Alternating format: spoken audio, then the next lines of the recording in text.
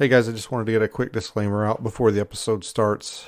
I just want to let you guys know this episode, if you've seen the title, obviously is about the new show on Discovery Plus, Alaskan Killer Bigfoot, in which a team goes to Port Chatham and documents their experiences there.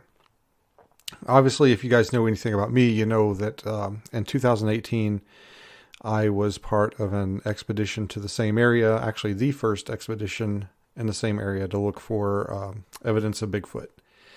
So obviously I cannot give an unbiased review of this show. I cannot look at it from a untainted perspective. I have been there. I've spent some time there. I was the first to do what they're getting a lot of credit for. So obviously I have feelings about that, and that's going to reflect in my feelings for the show and the things I say about it. So if you enjoy the show, if you think it's a great piece of television, then I strongly suggest, just turn this off and go watch Alaskan Killer Bigfoot. If you would like to hear the opinion of someone who has, in the parlance of our times, been there, done that, then by all means, please keep listening. So without further ado, let's get into it.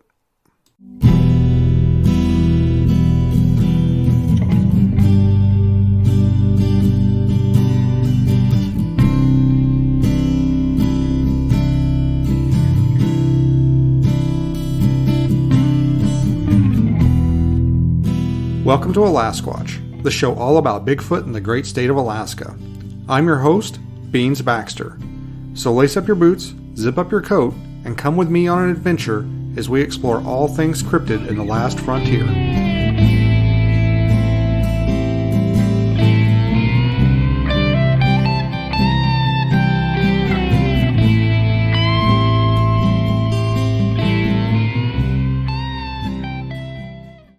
Hey guys, so here we are, back in the studio, recording again, and I'm going to apologize for the lateness of this. I know this is coming out a lot later than I planned, and I have an excuse. It's not necessarily a good excuse, but I have an excuse, and that is basically, it was really, really hard for me to do this, to sit down and watch this show and do it.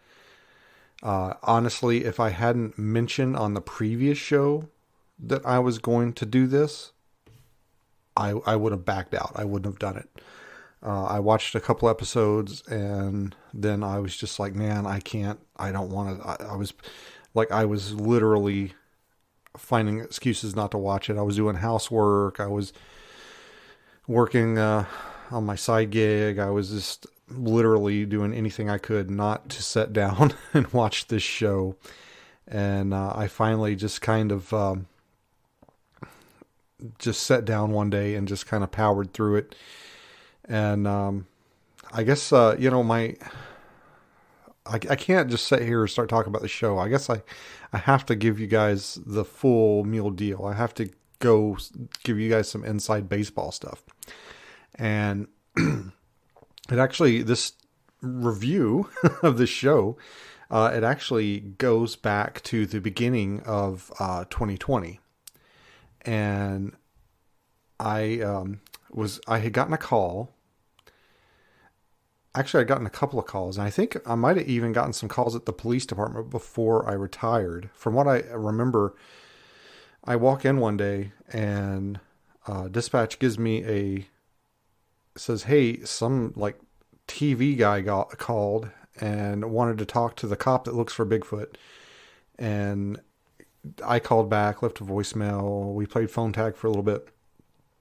Anyway, anytime, if any of you guys have ever had any dealings with any like TV show producers, or like if you've ever been on TV or ever had any dealings with the industry as it is, from what I understand, it's a pretty similar experience for everybody that's done it. Generally what happens, especially with me, is I'll get a call from someone let's say I'll get a call from Joe, and Joe will say, "Hey, we're gonna be doing a show. It's gonna be on around this time. Are you interested?" And you say, "Yeah, I'd like to hear more." Or, "Yeah, I'm interested." And then he'll say, "Great, I will call you next week." And then like a month will go by or more. And then somebody else will call you. Let's say Jill will call you and be like, "Hey, I understand you talked to Joe, and we work for this place." And maybe Jill works for a different place than Joe worked for. And she'll say, "Are you still interested?" And you'll say, "Yeah, I'm still interested." And she'll say, "Great. We're going to be coming to town on these days, or we're going to, be filming in this place. Can you make it there? Do you need help getting there? Whatever." And then she'll say, "All right, I'll call you back next week." And then like another 3-4 weeks, a month will go by, 2 months sometimes. And then a third person will call you and say, "This is Bill.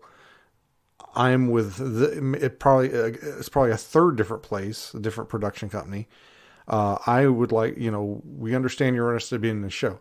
So that's kind of how it started with me and Alaskan Killer Bigfoot, which at the time I didn't know that's what it was called. I got a call from a production company. They wanted me to participate in a show that they were going to be filming in Homer, they said. And they asked if I was interested. And of course I said yes. So again, I lost track of how much time went by between calls, because I would hear something, then a few weeks would go by, a month or two would go by, and then I'd hear something else. And that's pretty typical. That's not that big of a deal.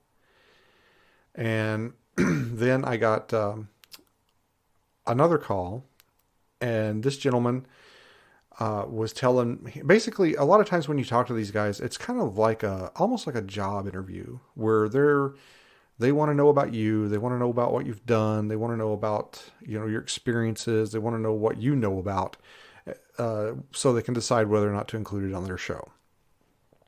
And so I had an interview with this gentleman, and it was a lot like, sell yourself to me. What have you done? What do you know? What have you seen? What have you done? And I've had a few of those calls. And so I told him about being part of the Port Chatham expeditions in 2018, 2019. I told him about my book that it was either just about to come out or had just came out. I don't remember. It came out in March, so I can't remember if it had just came out or it was just about to come out. But anyway, I tell this guy all about the Port Chatham expeditions. Tell him about my book. Tell him how I've just written a book, about Port Chatham. It's the only non-fiction book about Port Chatham that's available. And he said they were interested in having me on the program, and they were interested in shooting an interview with me. And I thought, well, that's cool. I'll just sit down and just talk about Bigfoot or Port Chatham or whatever. So he says, "I'll send you an appearance release," which is something that you have to sign before you before you're involved in a production like that. It's kind of like giving them permission to use your appearance and voice. It's kind of like a carte blanche thing where they can, if they want to use you in a commercial, or if they want to use you for a voiceover on a commercial, or just their blanket, we can use our film of you in our production to give them permission to do it. So he sends me this appearance release, and I get it, and they're pretty standard. I don't really have a problem with them. I understand it's also kind of like an NDA type thing where don't tell anybody about our project and stuff you see on the project, stuff like that. Well, he sends me this form, and they always have the name of the production on it, even though I don't know how long it takes them to figure out the name of these shows, but pretty much everyone I've ever been on, except for one, I think, the name changed from the time we filmed it to the time it aired. And he sends me this appearance release, and the name of the production is called Portlock. So right away, I'm like, what the hell? Like, I just spent like an hour on the phone with this dude, and he just said their show was about Bigfoot in Alaska, and he never once mentioned anything about Port Chatham or Portlock. I sure did, though, during my time talking to him. I mean, I was like, yeah, I've been to Portlock. Have you ever heard of Portlock? He's like, yeah, I think I've heard of it. You know, like, we're going back and forth. And not once did he be like, oh, man, our show's all about Portlock. That's great. Never made no indication whatsoever. So, to me, that was a little bit of a red flag. I was just like, why would this gentleman just spend all this time on the phone with me blabbering on about Portlock and Port Chatham, and him not once mention that's what their production's about, or that's what their show's about. Which, granted, a lot of times a lot of these TV guys, they're pretty cagey about their what they're producing, and I don't know. There must be like a lot of a lot of stuff that gets well, I mean, everybody knows they do like knockoffs of movies and stuff, but I mean, just like a lot of times it's almost ridiculous how they're like so secretive about what they're doing. I'm going to go off and like make my own, you know, like I'm going to do exactly what they're going to do and get it out before them, you know, like I have the resources to do that, but whatever. And I just got a weird vibe about it. I was just like, man, I cannot believe I spent all the time on the phone with that guy talking about Port Chatham, and he never once like mentioned that their production was about Port Chatham. And of course, this makes me like, I'm the dude. Like, I'm the Port Chatham dude. Like, I've written the book. I've been there twice. You know, I live nearby. Like, I feel like that my presence on this show is kind of important. You know, not to. And again, I'm not trying to say that I'm badass or irreplaceable or anything, but I would say that I have probably more than average knowledge on the subject that they are planning to make a movie about, or a show about. Therefore, I would be a very nice and important addition to their production. And again, you know, I made myself a promise a while ago that I'll never do another TV show for free. Pretty much everyone I've done so far, I might have had my transportation or my meal paid for or something, but I've never gotten compensated. And that was partly because that was actually a choice I made because I was working at the police department at the time, and I did not want to have another job. Basically, if I was going to be making money somewhere else, I had to get approval to have another job. And I did not want to have to basically say, hey, I'm going to go can I go be on TV? And have to have that be somebody's decision to make, whether they could tell me I could do it or not. But if I don't make any money off of it, I can do whatever. I can do it, right? It's not a big deal. It's not a second source of income. I can do whatever I want. So I purposely did not take any compensation for my television appearances up until my retirement. So I'm like, okay, this is my time. I'm finally retired from the police department. I don't have to worry about, secondary income and getting a second job approved. They're making a show about Port Chatham, of which I am, at least in my own mind, an expert on. So I'm like, this is it. This is my time to shine. This is great. And so I get another call from the guy. I haven't filled out the appearance release yet. And I was kind of like, man, I can't help but notice the name of the show is called Portlock. You didn't mention that before, you know, like when we were on the phone the first time or two, And I talked for like an hour about Portlock. You didn't mention that the show was about Portlock. And, he kind of, oh yeah, well, yeah, it's, yeah, it's about Portlock, or it's got like, and I was kind of like, well, I'm like the dude I'm the Portlock dude. And, he's like, oh, well, yeah, okay. Yeah, well, we can offer you $100. And I was like, okay, well, I'll get back to you. So as soon as he said they were offered me $100, my mind immediately went to a interview that I had seen years and years ago with Jeff Goldblum. And just to clarify, I'm not in any way at all comparing myself to Jeff Goldblum. He is way more famous, talented, and far nicer person probably than I am. But I just that amount, the $100, it reminded me of this interview that I saw with him. I believe it was on the David Letterman show, one of those late night talk shows. And he was talking about Jurassic Park.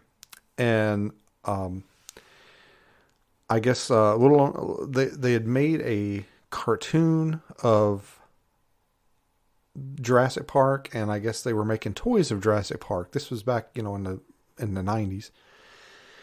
And he said they called him, this company, the toy company. I think it was either the toy company or the animation studio. I don't remember which one. Maybe it was both. I think maybe they're going to make toys based on the show, the TV show, the cartoon show. And he gets this call, and they tell him, they're like, all right, Jeff, we want to make a toy based on your character, Dr. Malcolm. And we want to use your likeness to, for the toy. Like, there's going to be an action figure that looks like you. And we want to pay you for your likeness rights. And Jeff, he looks at the person that he's talking to, and he goes, and this is, in my mind, like, this is it. I have hit the big time. They are going to make cartoons and toys of me. And this is my moment. This is what I got, this is the big time. I am going to make the big bucks now. And I don't remember. I think the interviewer's like, so what did they give you, or what did they offer you? And Jeff Goldblum looks at him and he goes, $100. And everybody laughs. And he goes, and of course, I didn't do it. That's insulting. That's ridiculous.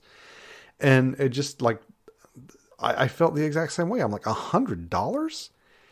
And he had said, and I didn't express my displeasure with this amount when I was talking to him this time. And, but I was just thinking, like, $100, like, that seems a little low. And he did say, like, well, it's just going to be for one afternoon, for like for a couple hours is what he said, which is a damn lie. Okay. I don't know if you've ever dealt with any kind of filming or production. It takes forever. It takes forever to get set up. It takes forever to get mic'd up. It takes forever to set and then you got to say stuff over and over again. You got to look at this camera. You got to look at that camera. You got to go on and on. It was a damn lie. Okay. It wasn't going to take a couple of hours. It was going to be an all day event. I guarantee it. Plus, what are like, I couldn't tell them half the stuff I know in a couple of hours. Like, what the hell, I'm like, so they just basically want me to sit down, talk about it for a few minutes, and that's going to be my participation in it. Because in my head, I'm thinking like, oh, they probably want me to go there and guide them and show them where stuff is. And, I can take them to the sound site. I can take them, up to the where the cannery was, where all the machinery was. Like, I know where that stuff is like the back of my hand. If you drop me off on the beach there, I can go right to it. And, I'm thinking, oh, I'm going to get to go back to Port Chatham. I'm going to get to, partake in another production of it. And then this guy, he tells me like, oh, we're just going to interview you for a couple hours and we'll give you $100 for your trouble. And it just didn't sit right with me. And I had a hard time with it. And cause I'm like, okay, on the one side, it is finally a paying gig. On the other side, it's $100 and it's basically my specialty, my forte, I guess, if you would. And I went back and forth on it for the bullet. And, finally I just decided, I'm not going to, I'm just going to pass on this. So a long time went by. I never signed or sent the appearance release back. And eventually, it was actually much, much later than what I thought it was going to be. I get a call back from the same dude. And he's like, "Hey, we're going to be filming on these days down on the spit. If you want to come down and and film with us." And I said, I just I'm not interested. I said, I think you've got the dude here that is like synonymous with Port Chatham and known for his work in Port Chatham. He's written a book about Port Chatham. And you just want to interview him and give him $100. And he says, "Well, I can double it. I can give you $200. And again, I said, I still think that's too low. And I said, I regret saying this, but I'm a better writer than I am a speaker. Obviously, if you've read my book and listened to the podcast, you probably know that. And I said, and I can't believe I said this, but I said, I mean, come on, man. Do you know who you're dealing with here? Like, I'm the dude. Like, I'm the Port Chatham dude. And I regretted it as soon as I said it. But I don't, at the same time, I'm not wrong. I'm not wrong. Like, this is my specialty. If you're good at something, never do it for free, right? The Joker said that. So I said it, and the guy said, "Well, to be honest, it's not all, or to be fair," I don't know if he said honest or fair, "it's not all about you." And I said, "Okay, well, good luck on your production.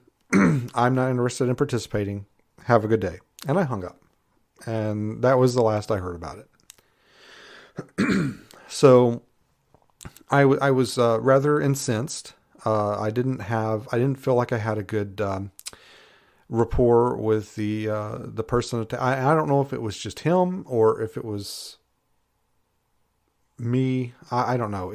I did not feel good about it. And I felt I had some red flags. I was seeing some reservations. I had some reservations about it. And I was just like, man, I just don't feel like this is going to be a good fit. Like, I don't, and keep in mind, like, they didn't tell me anything about the production, nothing. And that was a red flag in itself, but they didn't share anything with me. And that made me a little uneasy because I'm like, I don't know what they're doing here. Are they doing a real, like deep dive, serious, in-depth look at Port Chatham, or are they like making some kind of, farce? I mean, I just don't know. So, sometimes discretion's the better part of valor. So I noped out of there. And I was kind of keeping an ear to the ground, trying to hear about, what was going on. They did post on like the local Facebook page, they were like, "Hey, if anybody's seen a Bigfoot, we'd love to interview you." And, people can be so mean. I actually felt kind of bad for them. Some guy responded to it with like, "Get the hell out of here with that stupid shit," or something like that. And, I mean, that just goes to show, that's one of the reasons why I necessarily don't really get on social media. I do have my social media, but I don't get into the community social media and be like, "Hey, has anybody seen a Bigfoot?" Cause you're just it'd be like tossing yourself into the shark tank. So anyway, some time goes on and I had heard that they had hired, the cook from the Nan Wallach school to go out there with them. And I'm thinking, which I didn't know the cook from the Nan Wallach school. I thought that they had hired some lady to go out there with them. And I thought she was going to be like staying on the boat or something and cooking. But it turns out he's actually like one of the team members. Like, it's a dude and he's one of the team members. So time passes. I had heard that they were out there filming. And I had,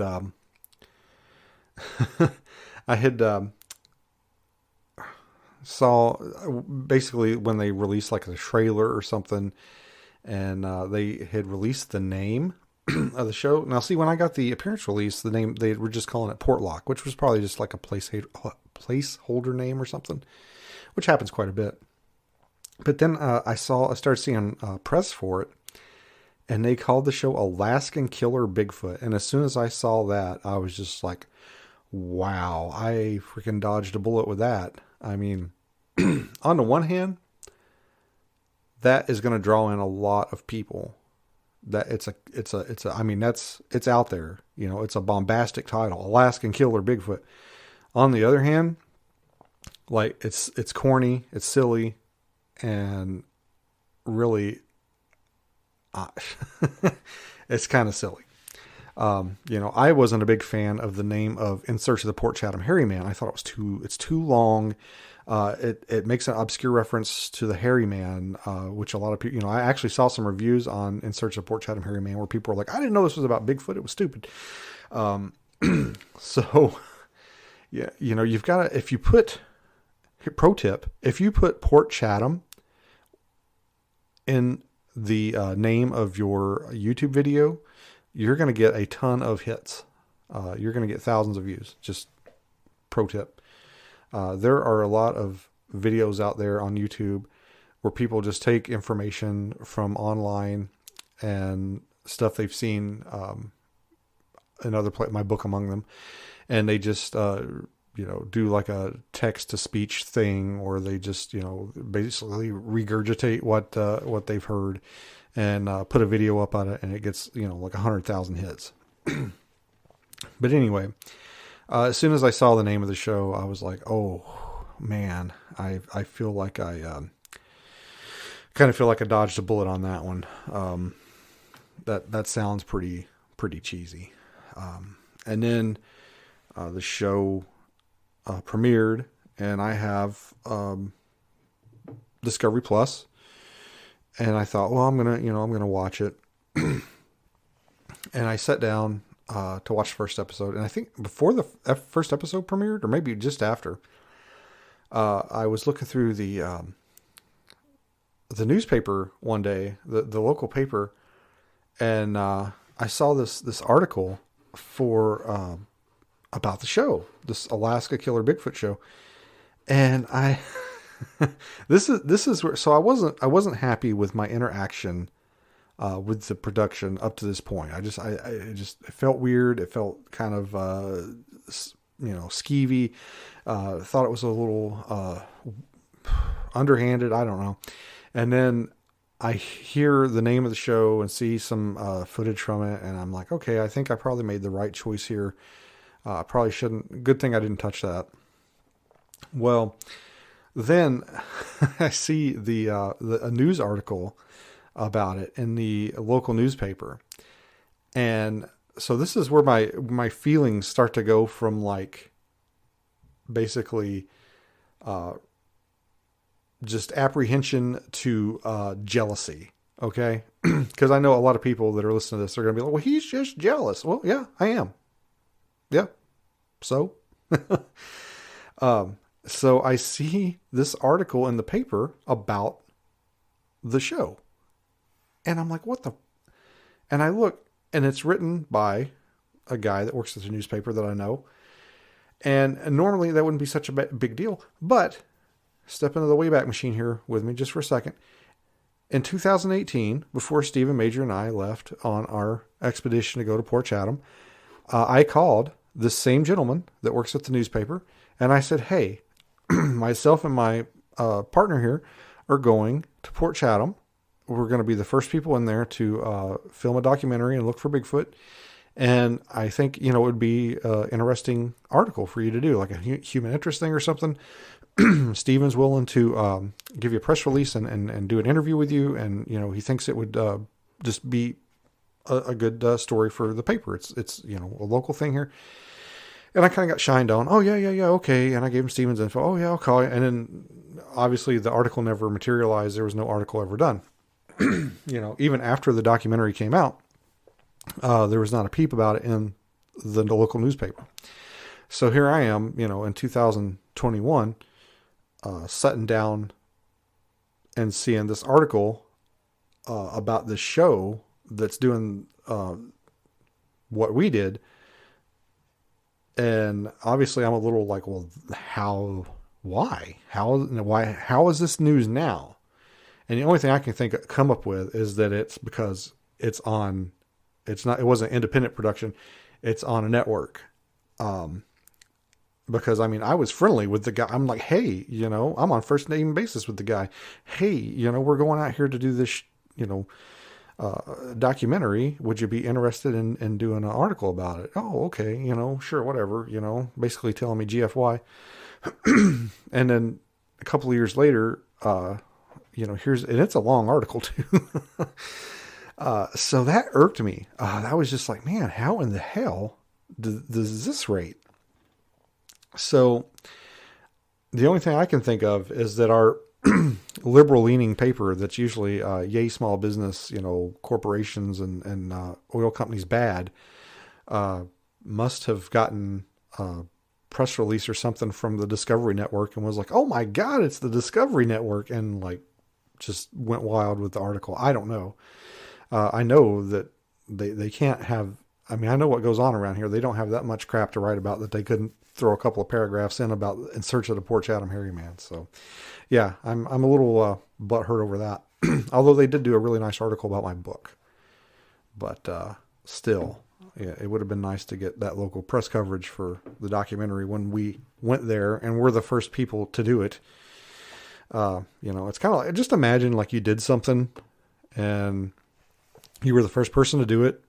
And then all of a sudden, a couple of years later, somebody else comes along and does it. And then all of a sudden it's a big deal, but nobody really cared when you did it. And I mean, obviously that's, how I feel about this. To be honest, like it's not getting very good, reactions. It's not getting a lot of good, reviews online, but it does have a very, enthusiastic fan base. And I think really the tipping point for me, was when I saw someone, they have a group Facebook page. If you're a fan of the show, head on over there. It's called Alaskan Killer Bigfoot. It's a Facebook group. I think at least a couple of the cast members are on there. And, somebody was in the group, some female had commented, it made a post or comment and basically said, you guys are heroes. And, that was kind of, that moment for me where I was just like, you've got to be shitting me, and that was, that was it. So anyway, my, plan is I'm going to, I've got some notes here. I'm going to talk about the first 4 episodes. Then I think by next week, the last episode will be out. I'm going to talk about the last 4 episodes. And then I am going to basically never speak of this again. So I feel like there was something else I wanted to talk about before I got into the episodes, but I think that's about it. We're already like a half hour into this bad boy. So anyway, episode 1's called Village of the Dam. It starts out, when it started out, I was still kind of like, okay, as long as they treat the place and the subject with some respect, hey, I'm all for it. Although the previews I had seen didn't give me a lot of hope, but I was like, hey, they can edit trailers and shit however they want. So I was like, I'll reserve judgment. And it actually started out kind of intriguing, and they show a bunch of snippets of interviews with local natives about Bigfoot and Nantinaq, and that's one of the things I like to watch the show with subtitles on, and I noticed like they were spelling Nantinaq. I'm not going to say wrong because I don't necessarily think there is a right way to spell it, but they were spelling it with one I in the middle when I have traditionally seen it spelled with 2 I's in the middle. And it irked me a little bit, but it wasn't that big of a deal. But then like later on, I can't remember what episode it is. I think it's in my notes. They start spelling it the correct way with the 2 I's in the middle. So I don't know what that's about. Probably the production company has nothing to do with the subtitles. It's probably contracted out to somebody or something. But anyway, they start out with these snippets of interviews with people talking about the Bigfoot encounters and seeing Bigfoot or Nantinaq. And the first thing that jumps out about me, I thought, at first I'm like, oh man, this is starting out pretty good. It's starting out like it has potential. But the problem with it is they just show you snippets of the interviews where the people will say something like, oh yeah, the Bigfoot is big and hairy and he'll, a lot of people got killed by the Bigfoot or something like that. And then they'll show you just that little soundbite, and then they'll jump to the next one, which is one of the oldest tricks in the book. If you just cut up a interview, you just add the parts that you just use the parts that you want, and you can discount the ones you don't want. So basically, you don't have any context with what that person's saying. You're just hearing them say, Bigfoot will murder people. But what you don't catch is at the beginning of the sentence, they say, well, there's stories going around that Bigfoot will murder people. So they kind of cut the part they don't want out and make the rest of it sound like it's a statement of fact, like Bigfoot murders people. And that's the part they put in for their interview. So that's, that's the first basic red flag that I saw. The first thing that kind of made my eyebrows arch. And it just, I was starting to feel like I think I made the right decisions by not being involved in this. And then they start telling us that they're leaving from Nanwalek. They're going to go to Portlock in order to try and take back the land, which at first I was okay, but they're saying the premise they're using is that they're running out of room in Nanwalek and that they don't have room to grow.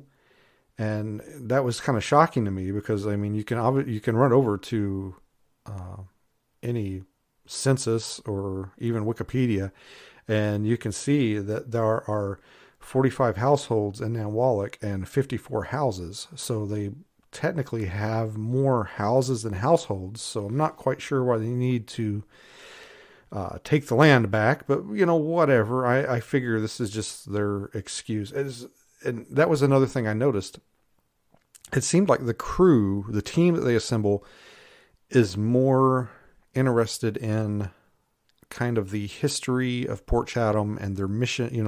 They mentioned that, like, oh, we're here, we're going to, we can put another cannery here, or we can put houses here or whatever. But then you'll have the production team, off screen asking them questions like, what are you going to do if you see a Bigfoot? What gun do you think you should shoot a Bigfoot with? Like, do you think that was Bigfoot that did that? So it seems like the team is actually, more interested in the land, and the production team is just dead set, hell-bent on making a Bigfoot show.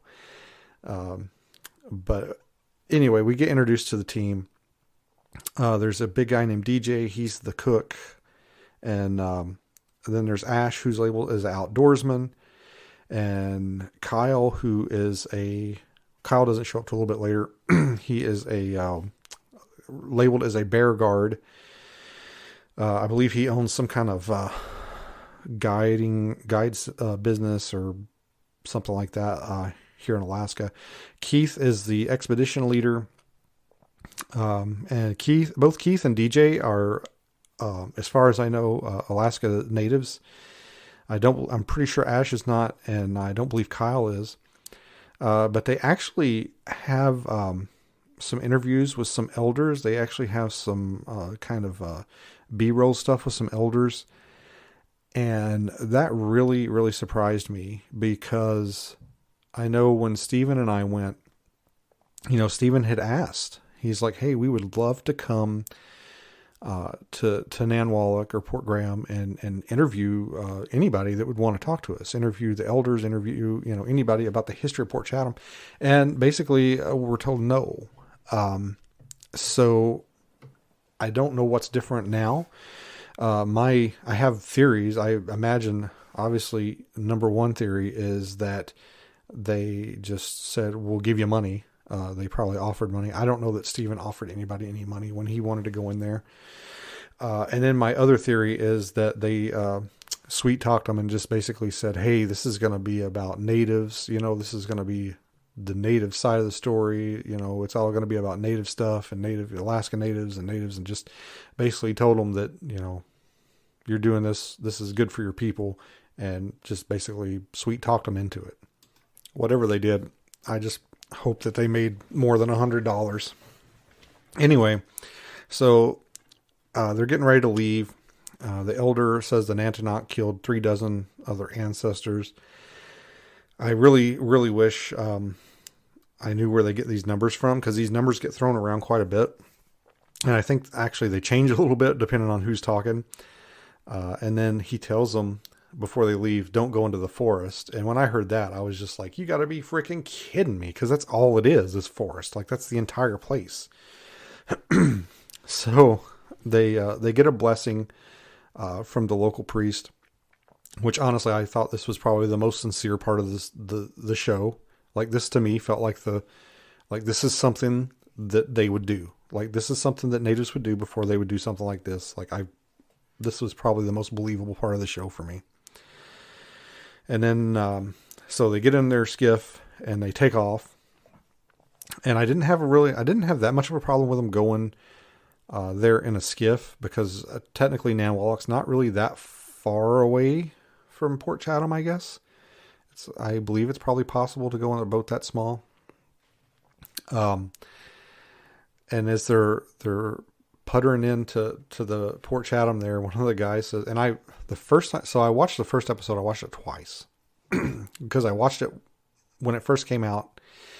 And then I watched it a couple of weeks later when I was like, I've got to sit down and watch all these. And the first time that I watched it, as they're going into Port Chatham, I swear that DJ said, so we're the first people in here in 70 years. And then I think Keith says, yep. And as soon as I was just like, bullshit, like throwing shit at my TV.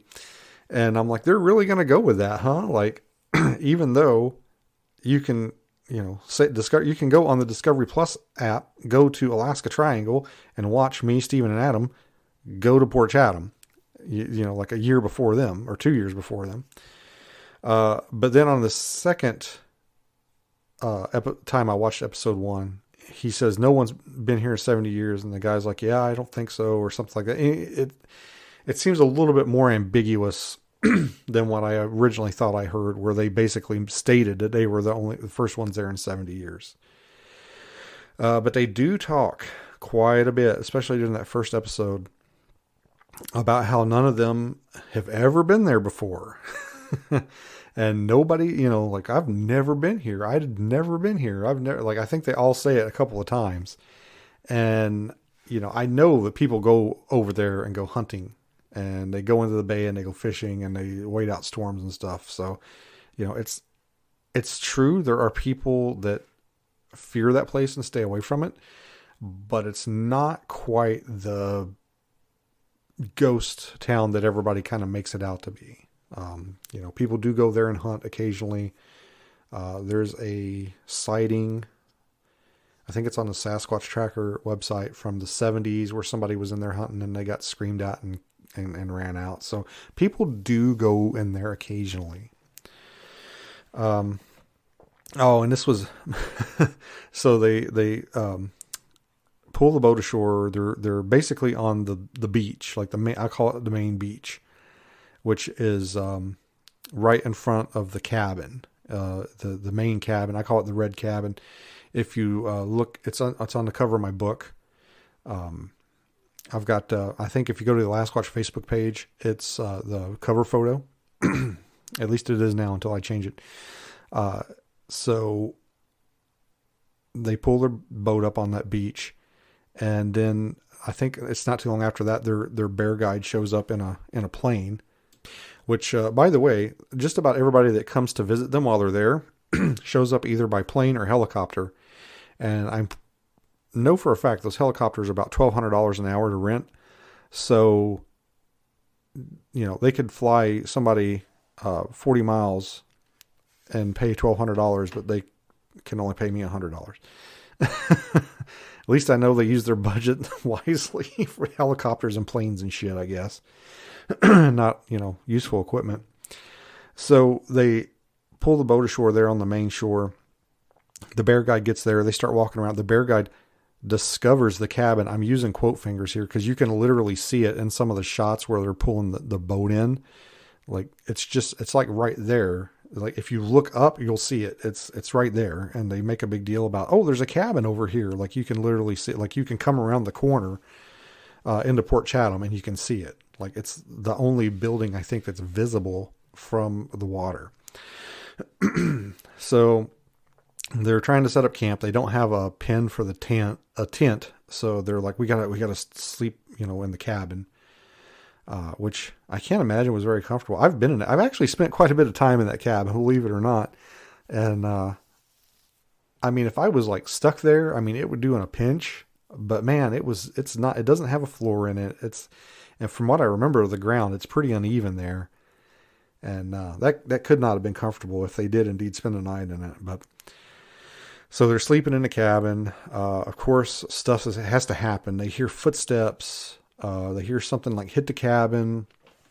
Of course, it's the typical, the camera's pointed at them the whole time. They never try and capture like what's making the sound. They whisper to each other. They do a lot of whispering, like, what is that? What is that? Like, where's it at? What is it? Do you see it? What is it? Oh, it's right over there. Okay. And then, shh, be quiet. And then it goes to commercial. And then it comes back and it's the next day or whatever. And so supposedly this thing was like walking around the cabin. Well, it's snow all around the cabin. And it never shows them like, oh, let's see if we can find tracks in the snow. Oh, there's no snow. That's weird. It sounded like it was right outside. Like there's none of that. So they literally just ignore that. And then they figure out a way to fix the tent. They're going to take a nail out of the cabin and use it to shore up the frame of their tent. And this was probably the first thing I noticed. Was like, wow, what a glaring error. So they're putting the tent up. There's snow on the ground. It's obviously like spring. And one of the guys walks back to the cabin to get the nail. And he gets the nail and he walks out of the cabin and it is like blatantly summertime. Like everything's green. The snow's gone. I mean, he literally went in and there's snow on the ground. He comes out. There's no snow on the ground. And I mean, I understand like sometimes you forget to pick things up. Sometimes you forget to film things or, the camera's not running all the time. Sometimes things happen and you kind of have to like, oh, well, let's redo this or let's, shoot that where, Beans, the camera wasn't on when you said this. Can you say it again? Like, I kind of get that. It happens. You do have to like reenact things sometimes or the camera didn't get this angle of it. So you got to do it again. But that was just egregious. Like they could have literally just filmed him in the cabin, getting what he needed. And then him saying like, let's get back to the guys and cut back to it. Like they did not have to show that he was doing it in the summertime. It was just an odd choice that I found. Just some sloppy editing. So after that, we get some exposition on basically why they're there.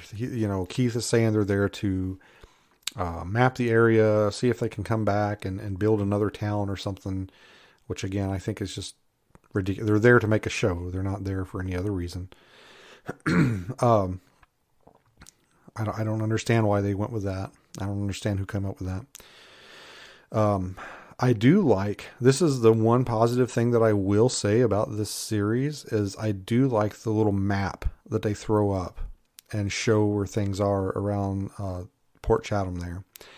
And from what I can remember, I think it's fairly accurate. I had a couple of questions about some things that come up later, but I really I really enjoyed that, and I wish we could have done something like that with our documentary.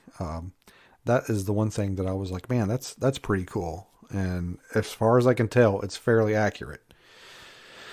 And then the bear guide goes into, he's looking around without any guns from what I could tell. Like, he's walking around literally without his rifle. He's like supposed to be the guy to defend them from bears, and he's walking around with no bear gun. And he finds some tracks and doesn't tell anybody. He finds some strange tracks that he says he doesn't recognize, doesn't know what they are. Of course, we don't get a very good look at them. I thought that was a pretty crappy thing to do. But again, I have been in similar situations with films that I've made where, oh my gosh, look at this track. And then they show me finding the track, but they don't show the track. And that's it's an editing choice. And I know the people that are interested in Bigfoot and they're there for the Bigfoot stuff, they want to see the track. Like, they would be happy if you just threw the track on the screen for like 20 seconds. But the people that edit the stuff, they're like, you can't just throw a static image up on the screen for 20 seconds. You got to have, something going on. So they don't show the track. But personally, I don't think it was anything, just due to the nature of the show. But he supposedly finds a strange footprint and doesn't tell anybody and doesn't call anybody over to look at. Ash is out chopping wood. He gets sick. He's like spitting up his water he's drinking and stuff. And of course, it's because of Bigfoot. I'm using quote fingers. And then there's a scene where Kyle, the bear guard, gives everybody a briefing on how to use bear spray. Then the guys are sitting around talking around the fire. They're actually kind of talking about Kyle, the bear guard, who's, I guess he's supposed to be the skeptic of the group. And I actually kind of felt like this scene was pretty legit. This is one of the few scenes where I felt like the guys were sitting around and they were speaking sincerely and talking sincerely, and it didn't sound like they were reading lines. And, I've heard that there's been a lot of criticism, about how staged the show is and how fake it is. And some of the cast members have been like, nope, like it was like, I think they admitted to redoing the scene where he goes into the cabin to get the nail. And then there's like another scene, but everything else is 100% legitimate. And I don't like, amazingly, they found 4 guys who in regular conversation, they talk like this when they speak, and all 4 of them do it. And they just, sometimes when they talk, it sounds like they're reading stuff or they're regurgitating lines that have been given to them. What an amazing coincidence. So really, there's not a whole lot more going on. They're walking around. They find some of the machinery on the beach. I actually know exactly where they're at when they find that stuff. It's actually not far at all from where the cabin is. If you just kind of walk down the beach just a little bit if you're facing the cabin, if you walk down to the left a little bit, it's down that way. And if you look up from that area, you can see the remnants of some of the boilers and stuff that's up there. And then basically the episode ends when they're walking along the beach. They hear something and they're like, something's out there. And they point towards the wood line. The camera cuts towards the woods. And as far as, it literally looks like the trees are just swaying in the wind. And they're all like, oh my God, there's something out there. And then the episode ends. It looked like they couldn't even be bothered to send somebody out there to shake a tree. They just literally filmed trees shaking in the wind. So that was the first episode. And that was basically when I was like, oh no, it's basically a less exciting version of Mountain Monsters. So I feel like they're, well, we'll get into it. Let's head into episode 2. We've got like 3 more episodes to cover. We're almost an hour in. Good Lord. So episode 2 is called It Knows We're Here. And this starts out with them going to explore up where the cannery used to be, where the machinery is. They find the water tower. And then while they're there at the water tower, the bear guard hears whistling and he's like, what's that? Did you guys hear that? And there's some whistling and this is where it starts, where they start hearing things. And obviously the sound that you hear when you watch the show has been put in there post-production. It's not, because a lot of like the whistling, well, not just but a lot of the noises they hear, they'll say, "Hey, did you hear that? It sounded like this," and then you'll hear the sound, and it's not what they described. And they play music over the sounds while the sounds are going, and it's pretty bad. Like it's pretty egregious, really. Obvious subterfuge going on with that. Why not? If you caught it on audio, why not clean it up and play it? Even if it's not the best quality, it's like, hey, you got something. Like, listen to this. It's weird. What is it? There's no reason to put in fake sounds if you're hearing real sounds. And the reason I say that is because the producer and the producers chime in quite a bit here. They chime in and say, "Oh yeah, we heard it on the headphones." So obviously they got the sound, right? Like they got it, they heard it on the headphones, so they have it. And so Kyle, the bear guard, he's the first one that found the tracks in the last episode. Didn't tell anybody. Now he's the first one to hear whistling, and the production team is like, "Oh yeah, we heard it too. We heard it on the microphone or on the headphones." And at this point, I'm like, okay, is this guy, is he a plant? Did the producers bring him in basically to just go along with everything they say? And, cause there's a short time here while it seems like Kyle is the only one that's kind of, noticing any activity. And it was kind of a red flag for me. He wasn't part of the original group. They brought him in, after they all got there. The production team seems to kind of be coaxing him a little bit, or at least agreeing with everything that he says. And I was suspicious of Kyle. And so then we get, I forgot to mention, they're supposed to be spending 40 days there, by the way. And I can almost guarantee you they did not spend 40 days there in a row. It was broken up. I'm almost positive. And just for the fact that the scenery, the weather, and the foliage changes so much while they're there. So it's day 5. The snow from yesterday is gone. Everything's green. It's completely filmed and edited, all willy-nilly out of order. One day there's a couple inches of snow on the ground. The next day everything is green. Like, whoever edited this has no idea how seasons work. How weather works. It's just, they might not even be from this planet. I'm not sure. And this is the part that probably had me yell at the TV the most. So Ash and Keith tell the guys, like, we're going to go, they said something like, we're going to go see if we can find out some more about the history of Port Chatham. And they get on they set up the coast. We're going to go up the coast and see if we can learn about Port Chatham. And they get in their skiff and they leave. And I'm thinking, like, are they going to go like around the corner to where that there's like a little stream up there, and I have no idea where they're going because they set up the coast. And then it goes to commercial or something. There's a cut. And anyway, the next thing you see is their skiff coming into the Homer Harbor.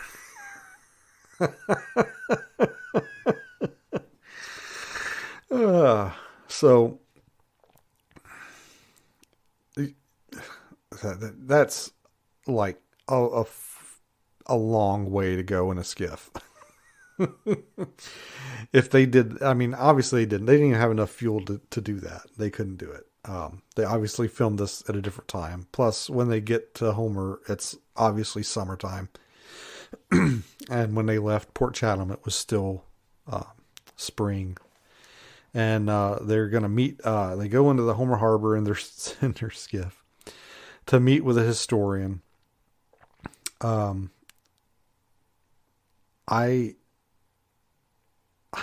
don't know what to say about that. Like it's, at one point I'm like, I know what some of you guys are saying, or you're saying like, Beans, it's for entertainment. It's for entertainment. It doesn't matter. It doesn't matter. And I understand that, but at the same time, I'm like, you can make a good show and not be so dishonest. I don't know.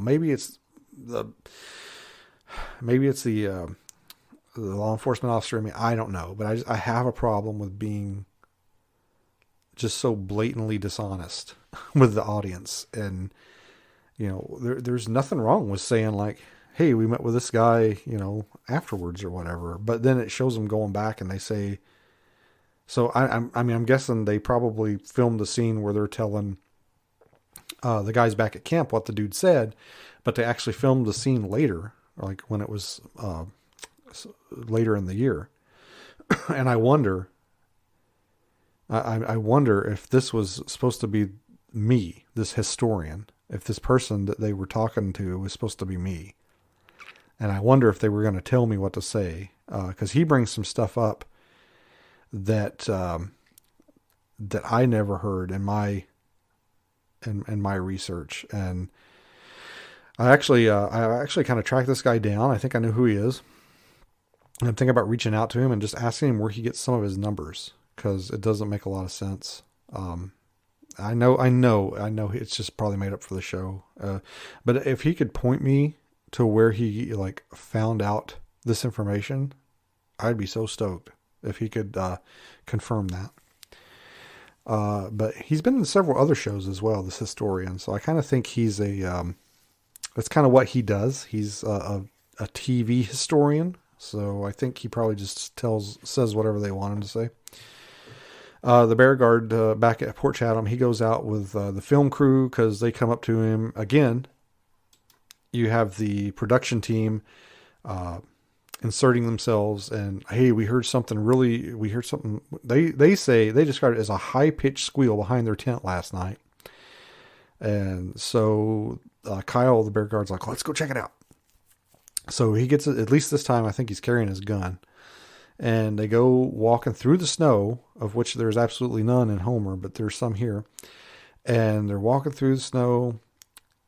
And he says, there's something moving the trees. And the camera cuts over to the trees. And again, I'm almost certain it's the fucking same shot that they used at the end of the first episode with the camera swaying in the wind. And he's like walking around and he's got his rifle in one hand and then he pulls his pistol out of the holster with his other hand. I'm like, why is he dual wielding? Like, why, if you've got your rifle, why do you need your pistol? Like the whole reason for your pistol is so you can fight to your rifle, so you can get to your rifle. Anyway, it cuts back to the historian. I'm surprised that he actually does mention the cannery fire. In fact, he says it burned down twice, which I'm not so sure about that. I never came across that. It's certainly possible, but I'm really surprised that he mentioned the fire, because I kind of felt like they were trying to move away from that narrative.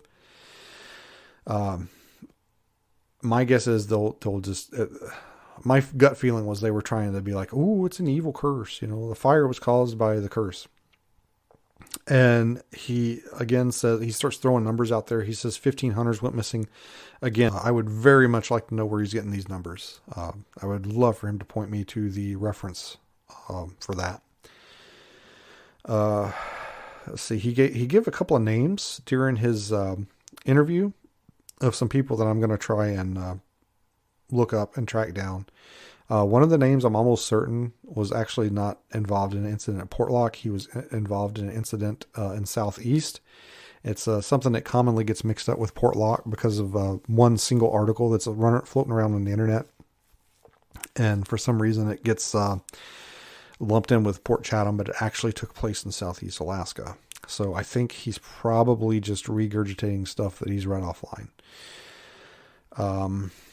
Again, this is kind of where I noticed that the cast seems to be a little bit more preoccupied with Portlock, the history of Portlock, and basically the location of Portlock, while the producers are more interested in Bigfoot. They're talking to Kyle. He's got some weapons laid out. He's like showing the producers what he's got. And they're like, what kind of gun would you use to shoot Bigfoot? Do you think that gun's big enough to kill Bigfoot? They're asking him like a bunch of Bigfoot questions. And again, they're really pushing that Bigfoot narrative. I almost got the feeling like they went out there and they told the guys like, this is, this is what the show's going to be about. And then they got out there and they're like, ha ha, it's about Bigfoot. So at this point, they say that a lot of the cast and crew has gotten sick. And then that the sickness is supposedly correlated with taking resources from the land. Like, I think Ash was like chopping wood or something when he, got sick. And then supposedly the people that were there before, like the Spanish, supposedly there's some Spanish explorers that got there that all got sick, which I've never heard of that. In any of my research. I mean, it's possible, but it's unlikely, that I was unable to come across that.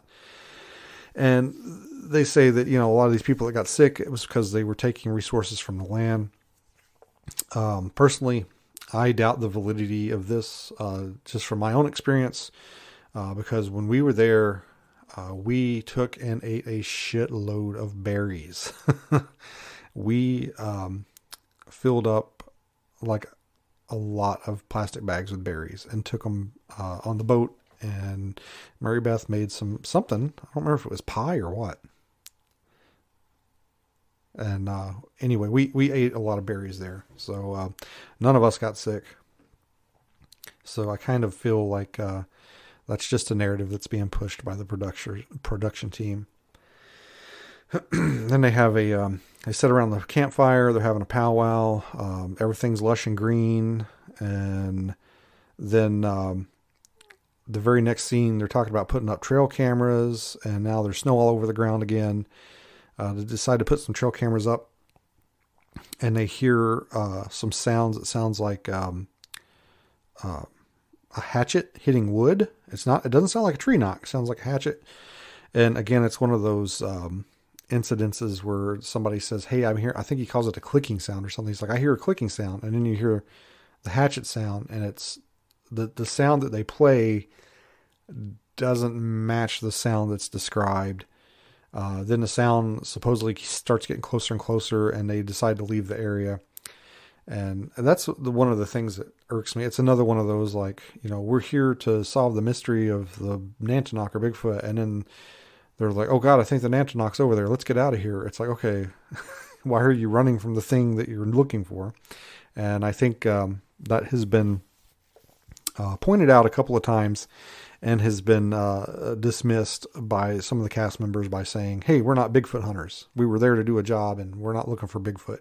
But yet they clearly state in some of the episodes that they're trying to find Bigfoot. So I don't understand the contradiction there. In the next scene, it's green and it's summertime again. Man, that crazy weather.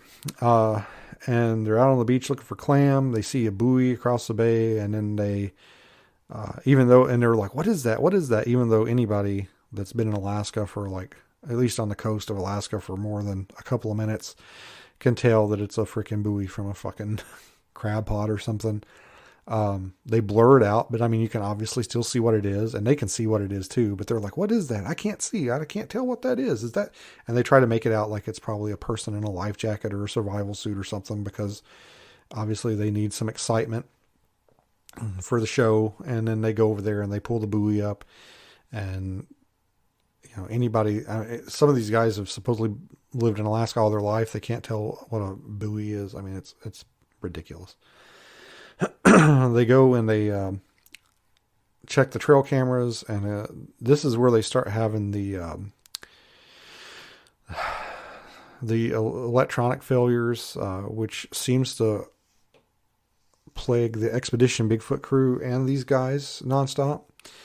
And funny enough, I've been in a lot of places that the Expedition Bigfoot people have been. I've been in a lot of places that these guys have been. Never had that problem. They add a lot of post-production to the footage to make it look like it's pixelating.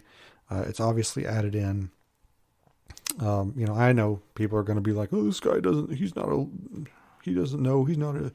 editor. You're right. You just believe whatever you want to believe, people. It's fine. It's fine. And then this is the thing that just irritated me to no end. They keep walking away from the camp solo. Mostly Ash, I think, does this. And they keep filming themselves, like selfie camming themselves. And they put that freaking fake ass filter on the camera that shows that it's recording and shows the battery life. And I don't know, is there a camera in the world that was made after like 1990 that freaking shows a display when it's recording? You know, it's just so freaking convoluted and fake. And again, you know, they add in the facts. Oh, my camera's messing up. And then he runs back to camp or whatever. And they keep, like, he does that like 2 or 3 times. Like, he'll leave camp by himself, and then they'll say something like, we shouldn't be leaving camp by ourselves. Nobody leaves camp by themselves. And then one of them will leave the camp by themselves. It's just ridiculous. You know, when we went there, we basically kind of used the buddy. I did kind of walk off by myself at one point, and then I was like, oh shit, I'm off there by myself. And if we had, that's another thing too. Like, they never address this. If we wanted to spend the night, or I wanted to stay on the ground in Port Chatham instead of on the boat. But we did not have enough people, to keep a 24-hour guard. Like, I wanted to stay there, but that was one of the requirements. If we were to do that, was you have to have somebody up all night in the camp to keep watch for bears and other things. And they never address that. Like, why don't they have a fire watch? It just, I don't know, irritates me. So they're leaving the camp. They find the buoy that they rescued yesterday. It's up in a tree. And they're just, oh my God, you know, look how high it is. And I mean, it's up in the tree, but it doesn't look like it's up there far enough that somebody couldn't have thrown it up there. And then, of course, I don't think their trail camera that they had on the camp caught anything, because the buoy was in their camp. And then it ends with them hearing more noises that they play music over. And one of the guys, it kind of ends on a cliffhanger where they say, like, oh my God, we're trapped out here. Like, the tide has come in, and now we're like trapped. We're going to have to go through the woods, where they're not supposed to be going through the woods, although they go in the woods all the fucking time. And I have made a little note here. This is in my notes for the second episode. It says, I'm at the end of the second episode and I'm questioning if there's a God. I have to stop watching because my wife is coming home soon and she forbids me from watching this when she's around.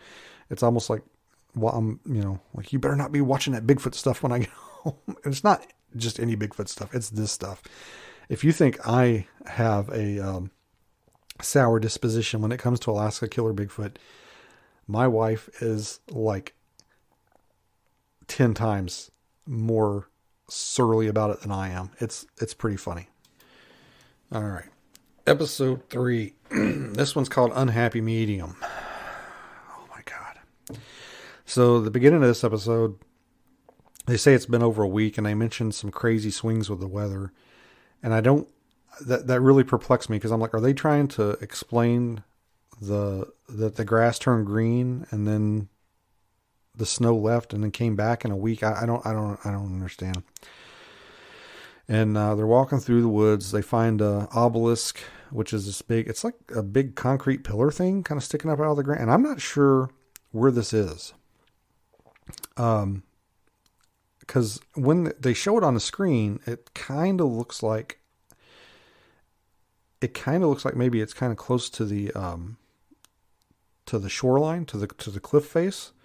But then when they mark it on the map, it looks like it's more in the middle of the woods. And I don't remember seeing that thing when I was there. I'm not saying they put it there or anything. I mean, it was probably there.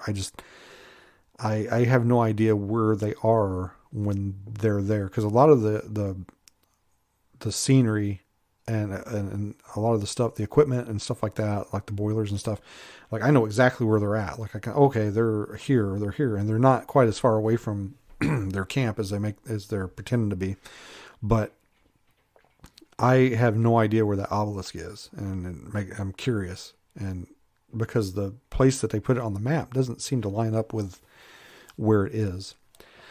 And then this guy named Noah shows up, and he's got dogs, and they're talking to him. He's excited to be there, he says. While they're talking to him, he's sitting kind of on the beach, and you can see it looks like there's ATV tracks or something behind him on the beach. I'm kind of surprised that they must have brought out an ATV or something for the production.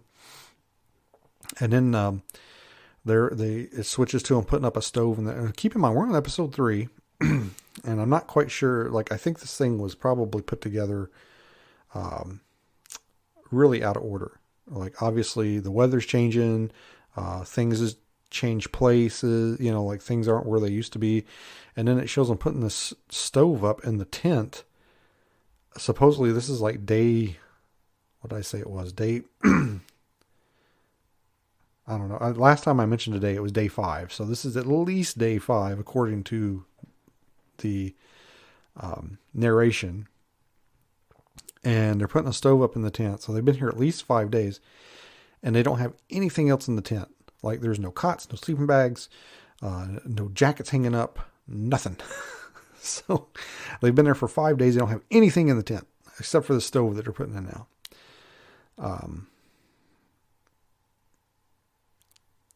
Yeah, I made a note of that in my notes. So they had found that obelisk earlier. They're like, it's getting dark, we better leave. They leave, and then when Noah gets there and it gets dark, they're like, hey, you want to go see the obelisk? And they go up there after dark. See, they set these rules, or these like the guidelines, and then they immediately like break them or pay no attention to them. So they're like, hey, we got to go up here and see if, and they set these like, oh, we're going to go up here and see if this obelisk is the source of the sound. And it makes no sense. What the frick? Like, they're going to go up there and there's going to be sound emanating from the obelisk or something. I don't know. It makes no sense to me. Like, they're just doing things to be doing them, and they're making up stupid reasons to do them when they could probably make up a little bit more linear narrative, I guess is what I'm trying to say. I said, how is this a thing, and how do they need, and why do they need to do it at night, purely done for the show? And then they send up a thermal drone, which is really cool. I love thermal drones, but the problem is you can't see through that canopy. They're almost useless there. They're really cool, but not a lot of, very useful in that type of, heavily canopied area. And then, so they find this tree. So this is the first time we find the creepy tree. And I am like 99% sure I know exactly what tree that is, because I took a lot of pictures of it, because I thought it was creepy too. In fact, sometimes I see something, I see them reference something or do something on the show, and I have to wonder, like, did they like see or hear, my video or pictures or whatever, and now they're like, oh, that's a cool tree, let's incorporate that. And because they seem to incorporate this tree into the story, and they call it the creepy tree. I called it the Evil Dead tree because it just looks like something out of Evil Dead. I've got a picture of it on the Alaskan Instagram, and after this goes up, I'll repost it here after I get this episode up, so you can go, and you won't have to scroll down very far to see it. But anyway, they start talking about all these claw marks on the tree, and they're like, we think that's, maybe the Nantinaq did this. And I mean, they're obviously porcupine scrapes. They seem to make a big deal out of them. And again, I mean, this Kyle guy, he like owns a guide service here in Alaska, and he looks at some stuff that's pretty obviously normal stuff, and is like, I don't know, the Nantinaq, I've never seen that. The Nantinaq must have done it. So they, the Noah has the dog. Noah's like, oh, the dog's scared. It looks like it's scared. And the dog's literally just standing there looking around. He's like, the dog's terrified. It's so scared. And the dog's just standing there. So they've got the thermal drone up in the air, and the producer gets on the mic and is like, everything's hot in that area. Everything's hot. And it's just residual heat from the daylight on the vegetation. I mean, that's all it is. But they're making it seem like it's more than it is.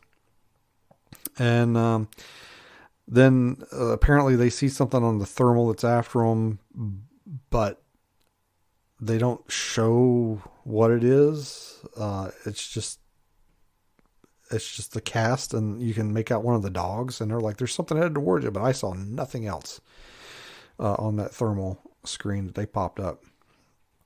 And then again, watch, I was mentioning earlier, Ash goes out by himself. Again, I think even after they've had a conversation about not doing it, he's got his selfie cam with the record and the battery display up with the heads up display on.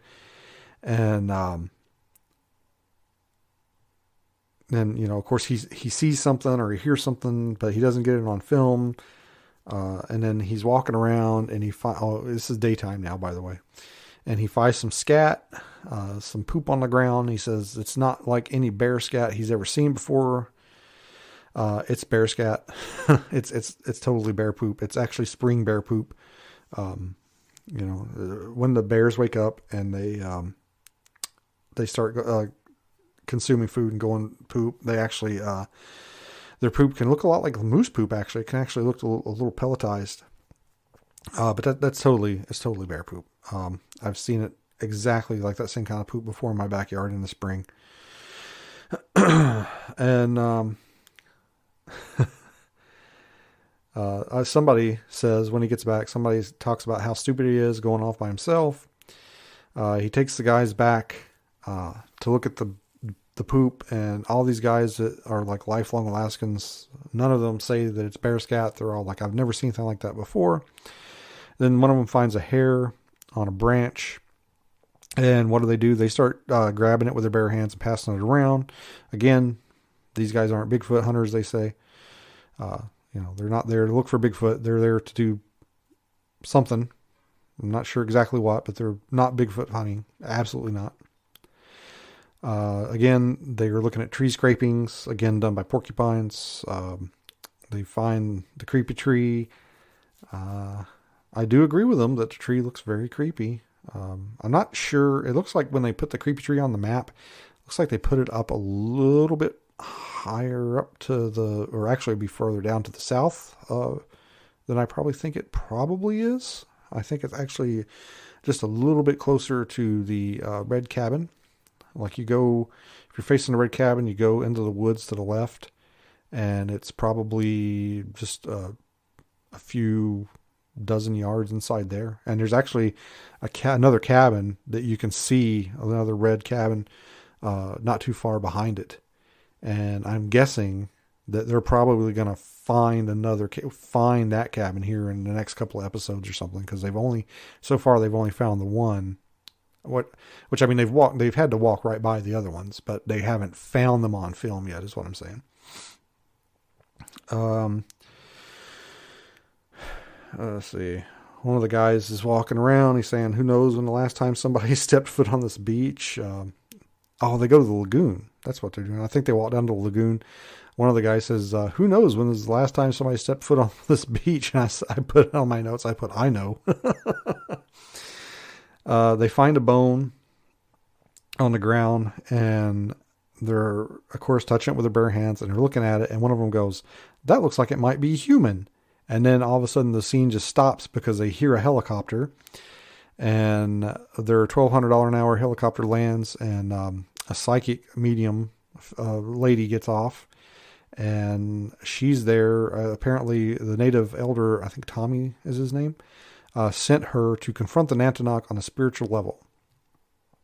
And so the medium gets out of the helicopter, and she says the air is heavy, and it seems like all the team is skeptical. She's got crystals with her. She's like setting them out by the campfire. And I'm not saying that I don't believe that mediums are like hoaxers or bunkum. I think there are some really what do they call them, intuitives out there. Didn't get the strong vibe from this lady that she's legit. I'll explain a little bit more in a minute. So she tells the guys she feels something negative. She feels sick, like she's going to throw up. Or no, she tells the guys that when she feels negative energy, she feels like she's going to throw up. And I put here in my notes, I said, I feel like she's setting us up for telling us she's going to be sick later. I said, that's what we call foreshadowing. So she walks in the direction that she says she's being pulled towards. And, you know, there's actually like little game trails and stuff all back in there. I feel like she was probably just following the trail, because at one point they're like, hey, let's go over here in this direction. And she's like, oh, I don't want to go in that direction. There's something bad happened over there. And I'm pretty sure it's because there's no trail going that way. But so then they're like asking her what she sees. She says, this is great. She says she's having visions of a river and somebody dying near the water. And I had a good laugh at that, because I'm like, you can say that anywhere in Alaska and you're going to be spot on. Like, I feel like someone died in a body of water near here. Yeah, no shit. It's Alaska. There's a river, a lake, or an ocean somewhere around you at all times. That's like, that's a pretty wide net to cast. And again, I noted here that the lines that they speak, they just seem so forced. You know, it's just, you know, like, what do you mean you don't feel good? You know, like, oh no, Keith, she's not feeling good, man. We need to get her back to the camp. You know, stuff like that. It's just so forced. And of course, you know, hey, look at that. I'm a psychic too. She says she's going to throw up. And it's funny because she tells the guys, hey, I feel sick. I feel like I'm going to throw up. And then we literally have a flashback to like 5 minutes before, where she's sitting around the fire telling the guys, when I feel negative energy, I feel like I'm going to throw up. So we have to have a flashback to 5 minutes before, when she's telling everybody she throws up when she feels negative energy or whatever. That's crackerjack storytelling right there, guys. And so then she gets back in her helicopter and leaves, and they sit around the fire, talking about her, you know, about the medium, about what they think about her, or what she saw and all that stuff, what she said. And then they hear like a roar off in the distance, and they all stand up and look. And of course, you know, the camera angle changes from the time they hear the sound to the time they get up and look. So, I mean, it obviously wasn't done in one take. It's not one fluid motion. I mean, it's just ridiculous to think that this was all basically by the minute how things happen. And if somebody's trying to tell you that, people, they are not telling you the truth. Okay. I know it's hard to believe. I know something's on TV it's not true, but, I know I'm jealous. I'm jealous. All right. So now we're on episode 4. This is the last one that we're going to talk about. And then we're going to call it a day. And we're going to talk about the next 4 episodes in the next episode of the podcast. This is getting confusing. And the name of this episode is called SOS. And I made a little note here in my notes. I said, I'm getting ready to start episode 4. I'm kind of feeling bad about supporting the show by watching it. And this is I'm actually at this point, I'm like, man, do I want to, because every time I hit play, like somebody's, there's a computer in somebody's office somewhere at the Discovery Channel that like dings every time I hit play. And I'm just like, I don't want to do that. Like, but I don't want to like pirate stuff either. So I think I've got an idea of what I'm going to do, but I'll save it for next episode to tell you.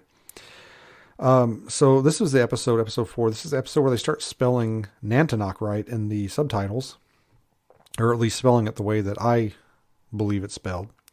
And we're actually all the way on day 13. And, now all of a sudden, and this is another thing that they do in the show. They just kind of like, they diverge from these like missions. Like one minute they're like, our mission is to find this obelisk and find out if it's making noises. And then without completing that mission, or they'll go out in the woods, they'll hear something, they'll run away, and they're like, all right, now our mission is to find this waterfall. I mean, it's kind of like all over the place. And now they got to find this waterfall, and we get some pretty nice looking drone footage. And that's another nice thing I'll say about the show. They do get some good footage of the area. They do get some pretty nice scenery. And I think some of our drone footage actually is probably a little bit better than what they got. But they do get some pretty nice scenery of the area. And I noticed, like, in certain scenes, I'll see them carrying equipment that they haven't previously been carrying. Like in one scene, I think it was the first episode, one was walking around with a shovel, and they never really explain why. And then in this one, when they're walking to the waterfall, one of them's carrying a metal detector, and I was kind of like, well, why? Like, why have a metal detector and not? They don't explain it. And they find this, I believe it's the same stream that we found, and I was wondering if they were actually going to get that far over there. And this is the area on the other side of that stream is actually where we had quite a bit of activity. And that's where I've got my, my thermal footage when we were there.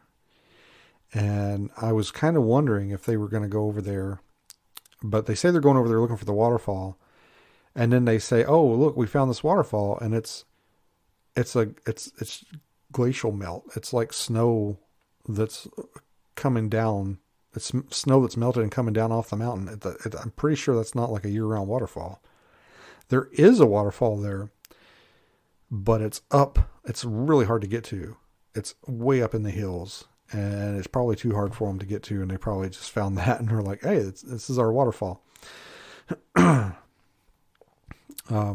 So at this point, they find their waterfall. They're like, oh, we can supply water to our village that we're going to build here.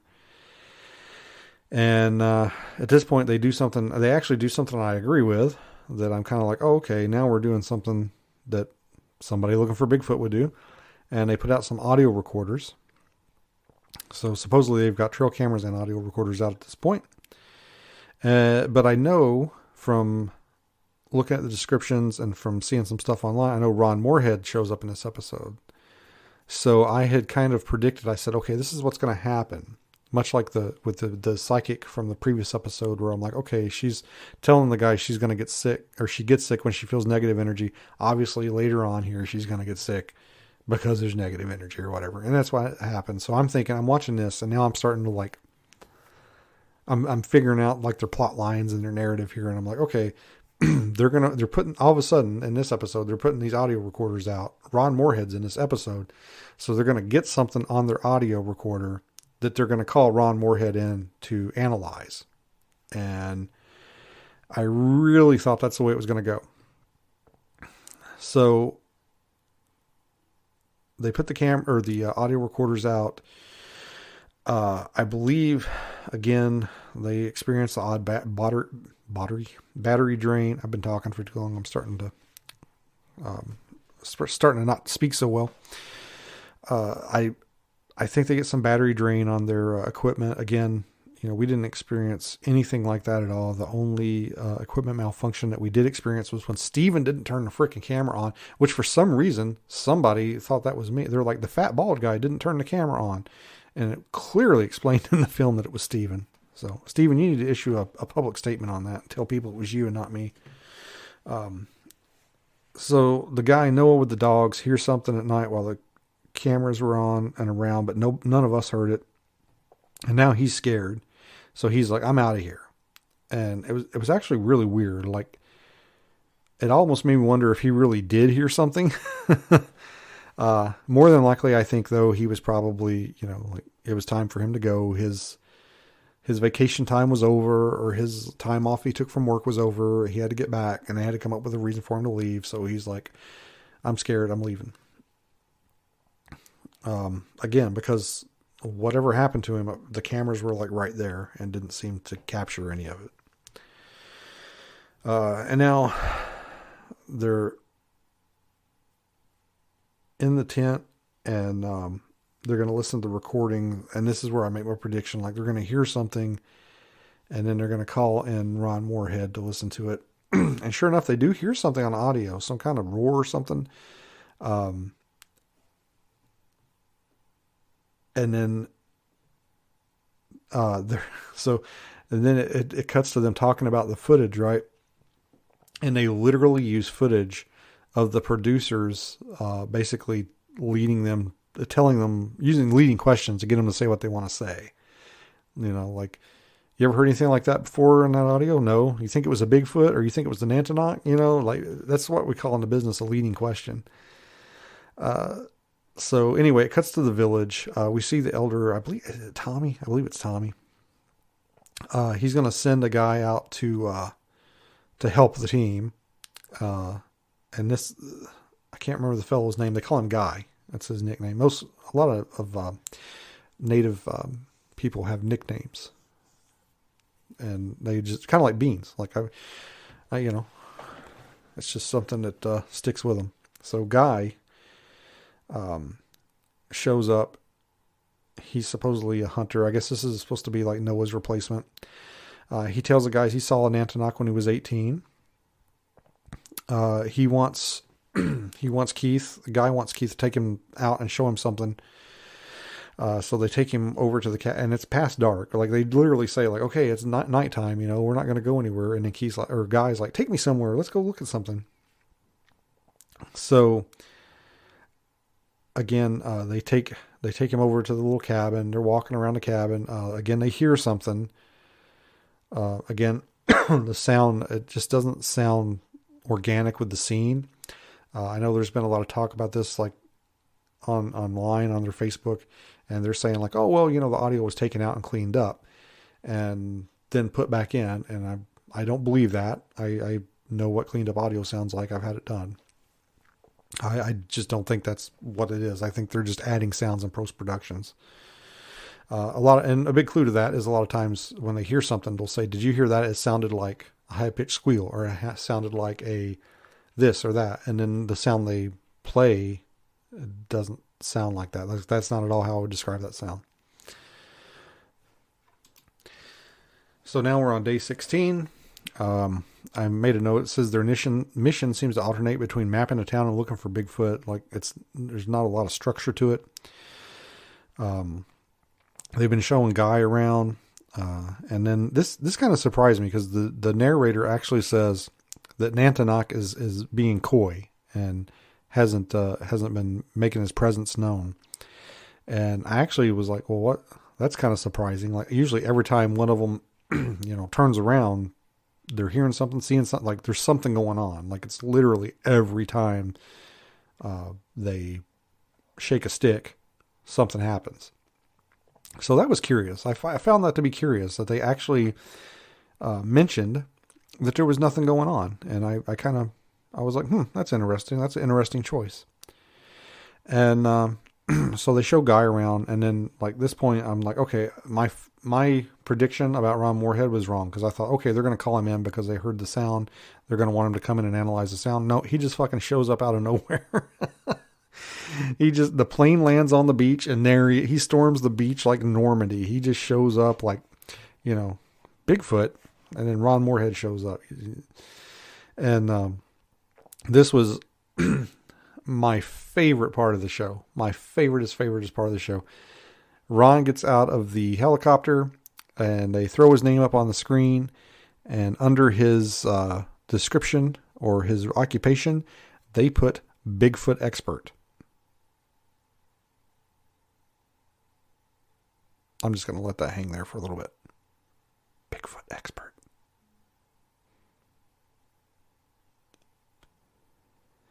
So anyway, they get to talking to Ron, and he starts telling them a little bit about the Sierra Sounds and his encounter. And I could be wrong. I've heard Ron Moorhead speak before. I've heard him give a presentation. And I don't remember him ever overtly mentioning that the creatures that he supposedly encountered were aggressive. And now on this show, on Alaskan Killer Bigfoot, he says that they were aggressive. So I don't know. Maybe I'm misremembering. Maybe he did say that, but I swear that he's never mentioned those creatures being aggressive before. But that's just maybe it's my faulty memory. In my opinion, I think he was just saying what he was prompted to say. So this, at this point, Ron, they pull out some speakers, some big like Bluetooth speakers or whatever, and they kind of point it toward the back of the cabin, the red cabin there. And I got to admit, this part of the show is where I was feeling a little bit jealous, because I really would love to go to Port Chatham and just bust out the Sierra Sounds. I think that would be awesome. So Ron's like, okay, we're going to play some, and I'm like, here we go. Like, this might actually be kind of cool. So he starts playing some sounds, and the first one is just I'm not sure, maybe all of these are part of the Sierra Sound, but the first thing he plays is just like a grunt, like some general grunting. And then they sit there for a minute and nothing happens. And then he plays another sound, and it's part of the Sierra Sound. And then he ended up playing like 3 sounds altogether, and none of them are like, and I mean, who knows how they edited it. Maybe he did play them, we just don't get to see it. Or maybe he didn't want them broadcast on TV for licensing issues or whatever. I don't know. Maybe he wanted more money than they were willing to give him. Hopefully he got more than $100 to fly out there. But anyway, so they don't play, like, at least they don't show us on film them playing the Sierra Sounds. But of course, after they play those sounds, of course, things start happening. They hear noises around their position. And this was great. So several times, like the whole time they're talking to Ron Moorhead, he's telling them, like, I remember I mentioned, he said something about the creatures being aggressive, with the Sierra Sounds.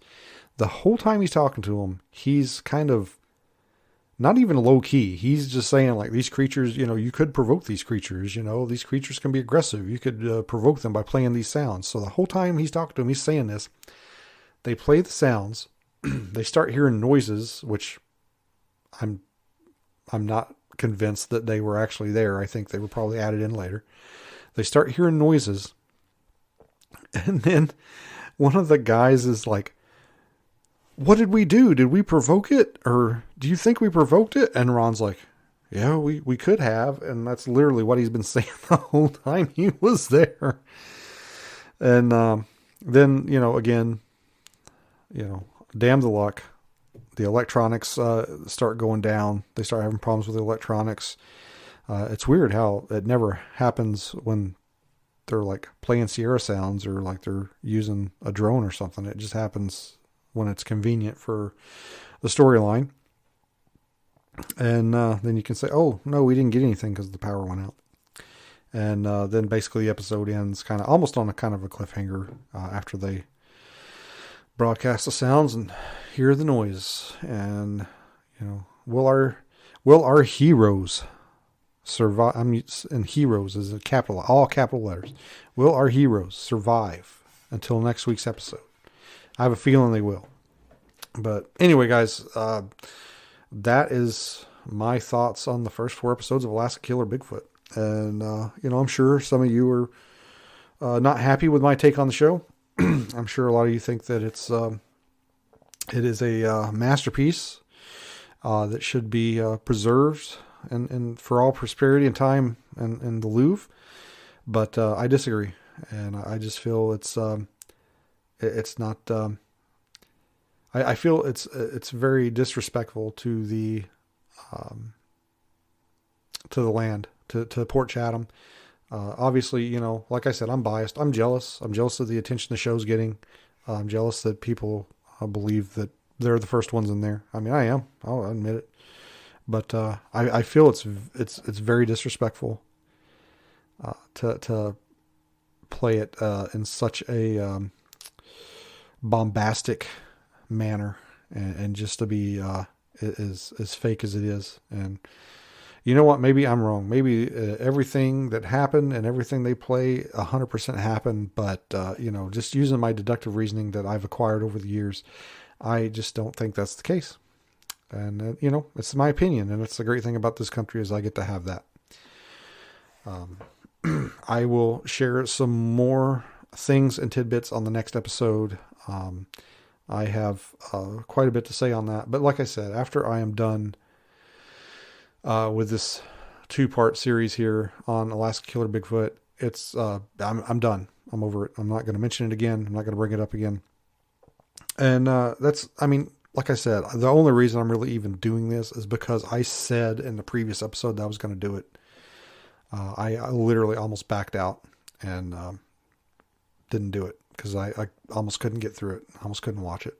And another reason is, I've been almost inundated with messages and questions from people asking me, what I think about it, what I think about this, what I think about that. Did I do this there? Did I see that there?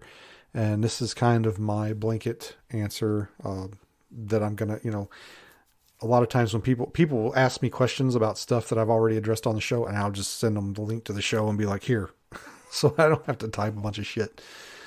But yeah, that's something that's always kind of weirded me out about the Bigfoot community is, I've had the pleasure and the honor of being on a lot of different podcasts, with some, great hosts, great, talented people.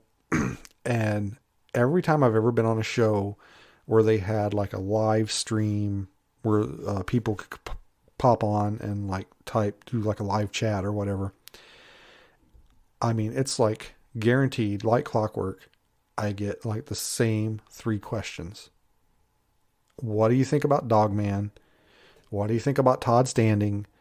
And what was the third one? Oh, geez, my mind blanked. But anyway, you get the gist of what I'm saying. Like, basically, I get the same 2 or 3 questions every time that I do something like that. And a lot of times the host will just kind of ignore them because they have their own like questions and direction they want to go. But, it seems like in the Bigfoot community, other people's opinions are so important. And it's just so like, I want to know what this guy thinks about this, or I want to know what that guy thinks about that. And while certainly, some people's opinions can bring knowledge and insight, the most important thing at the end of the day is, what do you think? What do you believe? What do you, in your heart of hearts, feel? You shouldn't rely on other people to do your thinking for you. I don't know. I guess that's all I got to say on it. But anyway, I hope you guys enjoyed this overview. I'm sure it pissed some people off. I'm sure other people are agreeing with me. Next time, I will talk about some of the love and hate the show is receiving online, and some other cool tidbits that I can't wait to share. Anyway, guys, I am going to jump off here. If you want to support me and support the show, you can go to alaskwatchpodcast.com, go to the store, buy yourself something like a shirt or a sticker or a book, and throw a couple of shekels my way. Helps me pay for gas and equipment and food and stuff like that while I'm out, and helps support the show. I don't do a Patreon, at least not yet, because I don't think I've hit Patreon numbers yet. I'm still growing and learning and having a pretty good time. So anyway, guys, I love doing the show. Thank you so much for listening, and tune in next week, and we'll kill the Alaska Killer Bigfoot. Good night.